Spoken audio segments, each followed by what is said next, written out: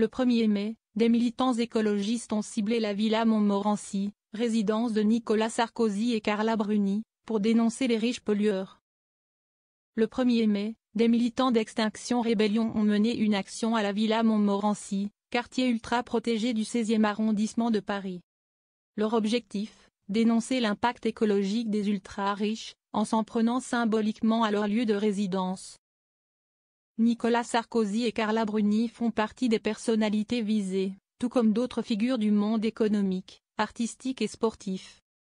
Créée au XIXe siècle, la villa Montmorency est un domaine privé composé de vastes demeures, souvent dissimulées derrière de hauts murs et des jardins luxuriants. Ici, pas de bruit, ni de circulation. C'est un monde à part, où la sécurité est maximale, l'anonymat préservé, et les prix de l'immobilier vertigineux. Certaines villas valent plusieurs dizaines de millions d'euros. Depuis plusieurs années, l'ancien président de la République et l'ex-première dame y ont élu domicile. Si le lieu est très protégé, jeudi 1er mai, cette résidence de luxe a été l'objet de dégradation. Jeudi 1er mai a été une journée plutôt animée. Alors que la majorité des travailleurs étaient en repos, en raison de la fête du travail, certains en ont profité pour défendre leurs convictions.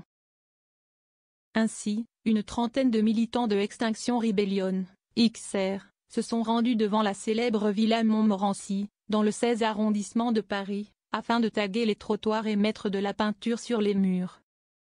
Une militante s'est exprimée au micro de Sirène, c'est une action pour dénoncer que les riches sont en train de bousiller la planète, que personne ne s'en occupe et que c'est nous qui payons, alors que c'est eux qui devraient payer, commence-t-elle. Il semblerait que ce ne soit pas la première fois qu'elle mène cette action, comme d'habitude, c'est notre action habituelle. On repeint les façades, on tague les trottoirs, pour marquer que là, habitent des riches qui sont en train de détruire notre planète, complète la militante. D'ailleurs, elle ne compte pas s'arrêter à la villa Montmorency, on cible leurs sièges, leurs agences, leurs maisons. On les cible partout où ils sont, on ne les lâchera pas.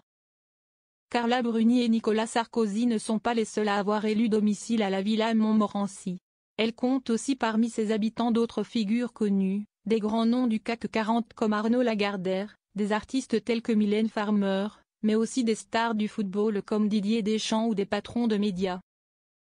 Elle est parcourue par 6 avenues privées et les allées et venues sont minutieusement filtrées. Un endroit loin des objectifs, ce que semblent apprécier Carla Bruni et Nicolas Sarkozy.